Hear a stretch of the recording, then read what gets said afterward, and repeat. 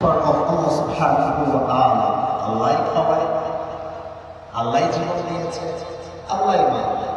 আপনারা জানেন গত শুক্রবার জুমার নামাজের পরে ওসমান হাদি নামে একজন যুবককে মাথায় গুলি করা হয়েছে। এখনো সে বেঁচে আছে, বাট মাথা এত সেন্সিটিভ জায়গা, এখানে গুলি করলে বেঁচে যায় এমন ইতিহাস খুব কম আছে। আর ওসমান হাদি বেঁচে আছে কারণ ওসমান হাদির সঙ্গে হাজার হাজার এই জনগণের দোয়া লেগে আছে।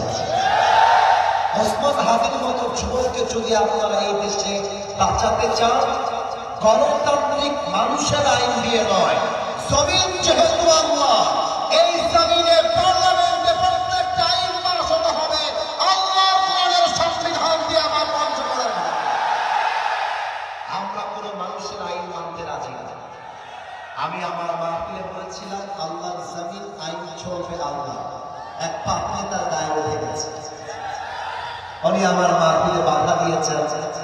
উনি বলেছেন মাহফিলে এসে রাজনৈতিক বক্তব্য দেওয়া যাবে না। আরে বেটা, আল্লাহর জমিন চলবে আল্লাহর কোরআন দিয়ে, এটা কোনো রাজনৈতিক বক্তব্য নয়, এটা বাংলাদেশের 18 কোটি তাওহীদ জনতার পরিচয়। আমি আমার মঞ্চ করে তাহলে বলেন তো আমাদের রব একজন, তিনি কে?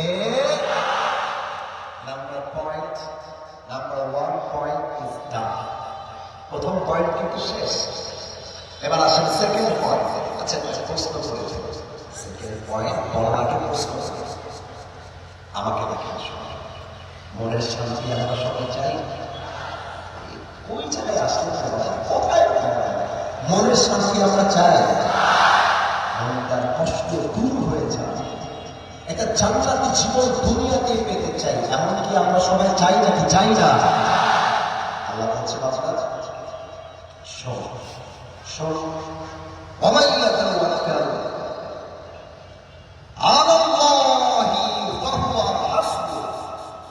তুই যদি সুখে দুঃখে ধৈর্যশীল হয়ে আমি আল্লাহকে ভরসা করতে পারিস, সুবহানাল্লাহকে আসতে পড়বেন না, আগে তর্জমাটা পড়বো, চিৎকার দিয়ে একবার সুবহানাল্লাহ পড়বেন। আল্লাহ বলেছেন যে দুঃখে সুখে বিপদে আপদে আমাকে ভরসা করতে পারে, আমি আল্লাহ একাই তার জন্য যথেষ্ট হয়ে যায়।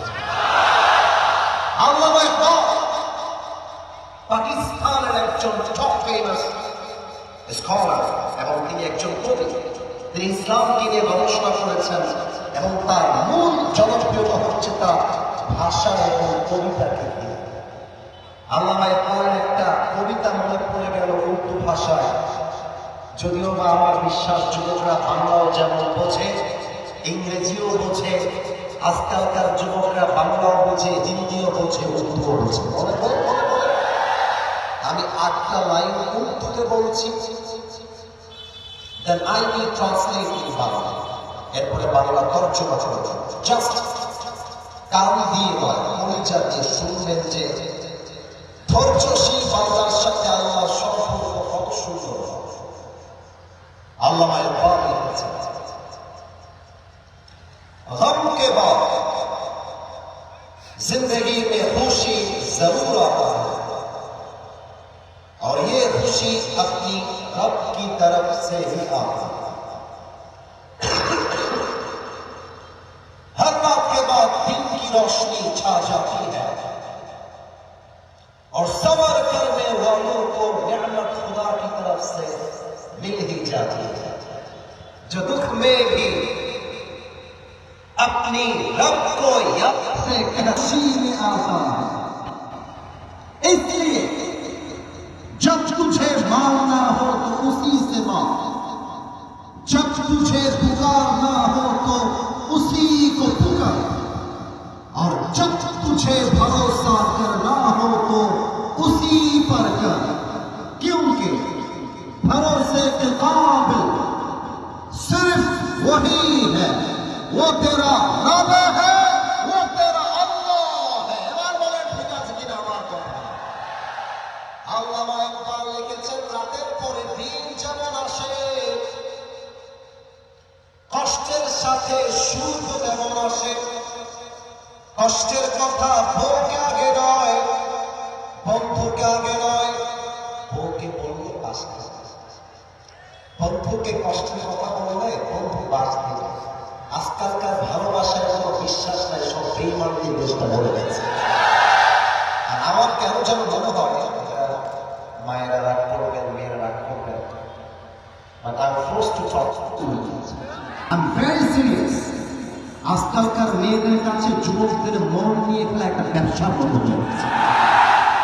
আজকে এই বেড়ানো লোকে, কালকে আর এক বেড়ানো লোকে, আজকে এই পুরুষ, কালকে ওই পুরুষ, আজকে এই বয়ফ্রেন্ডের সঙ্গে ডেটিং, কালকে আর এক বয়ফ্রেন্ডের সঙ্গে ডেটিং করে পার করবে। বিশ্বাস করো যুবক ভাইরা আমার, পুরুষের মন নিয়ে খেলে কোনো মেয়ে আজ অব্দি তার জীবনে সুখী হতে পারে না। অতএব মাথায় রাখতে হবে, কষ্টের কথা বউকে আগে নয়, বন্ধুকে নয়, বাপকে নয়, আমার কষ্টের কথা বলবো এক সপ্তাহে সবাই। অতএব ভয় পেও, বুক চিরে দাঁড়িয়ে যাও, আল্লাহর ভরসায় সাহসটা বাড়াও, আল্লাহর নামে আগুন জ্বালাও, তুমি সত্যের পথে চলো, সাহস রাখো মুখে, ভয় পেলে চলবে না, রক্তে আগুন ধরাও, আল্লাহর সৈনিক তুমি, সেই পতাকা উড়াও। আরে আল্লাহ যখন পাশে, কিসের এত ভয়? তাওয়াক্কুল করো, কাছে আসবে বিজয়। মিজানুর রহমান আজহারি হুজুর বলেছিলেন, আধারে ভয় পেও না, আলো আছে আড়ালে, অন্ধকার পালিয়ে যাবে, তুমি উঠে দাঁড়ালে। আপনি বলেন তো, বিপদে আমরা ধৈর্য ধারণ করবো এক সপ্তাহে, তিনি কে? এবার একটা প্রশ্ন করব, আশা রাখবো মুরব্বীরা সবার আগে উত্তর দিবেন এবং তার সঙ্গে যুবক ভাইরা উত্তর দিবেন। ভয় পায় না, ভয় পায়, আমি তাকে পাঠাবার জন্য প্রস্তুত। Just to active the people of Portugal. আমি সবাইকে অ্যাক্টিভ দেখতে চাই। বলেন তো, আমার নবীর কোন ছেলের সন্তান দুনিয়াতে বেঁচে ছিল? এত আস্তে কেন বলেন? বেঁচে ছিল? বলেন তো, আমার নবীর সবচেয়ে কলিজার টুকরা কাছে যে মেয়েকে নবীজি সবচেয়ে বেশি ভালোবাসতেন, মেয়েটার নাম কি ছিল?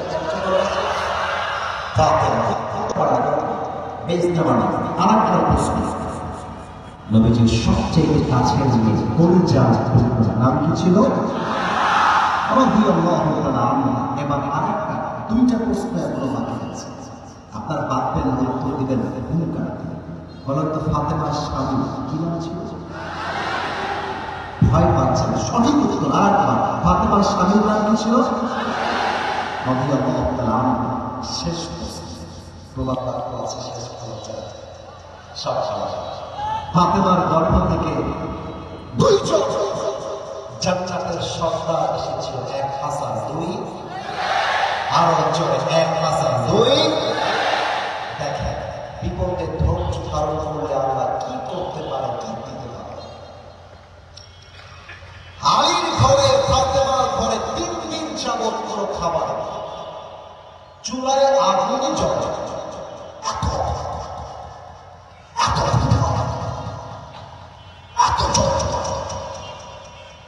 একটা পর্যায়ে আলী ফাতেমাকে ডাকতে বলছে, ফাতেমা কি করতে পারে? আমি তো ক্ষুধা সহ্য করতে পারবো, আমার হাসান তো পারবো, আমার হোসেন তো পারবো, কি করা যাবে? ফাতেমা ডাকতে বলছে, আলী আপনি বলেন কি করতে পারি? আলী বলছে, ফাতেমা এক কাজ করো, বাবার কাছে যাও, গিয়ে বলো, আব্বা যাও, 3 দিন যাবত থাকবো আমরা, আপনি সেই কিছু খাবার আমাদেরকে দেন। ফাতেমা বলছে, আপনি যা বলবেন, আপনি আমার স্বামী, আপনার কথা ফেলাই দিব, এই খবরটা আমি ফাতেমার নাই। এই মেয়েরা, এই বোনেরা, এই মায়েরা, শিক্ষা নেন, স্বামীর মুখে মুখে তর্ক করে কোনো ভালো বউ হতে পারে না। যুবক ভাড়া, আজকালকার মেয়েরা, এদের জীবন হচ্ছে 20 হাত। স্বামী বলে তুমি ডানে যাও, সে বাম দিকে যায়।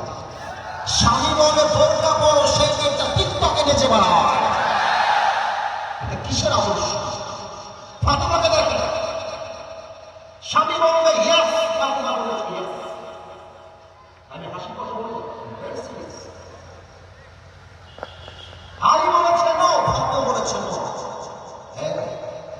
আমরা পুরুষকে যদি বয়স সেন্সিটিভ, আমার কথা অনুযায়ী আমার বউ চলবে, জীবনে কোনো মেয়ের দিকে চোখ তুলে আমরা দেখাবো না। আমার বউ বলবে তোমাকে আমি গুনি না, আমি বলবো তোমার জন্য একটা বিয়ে যায়, আমার জন্য 4টা বিয়ে যায়।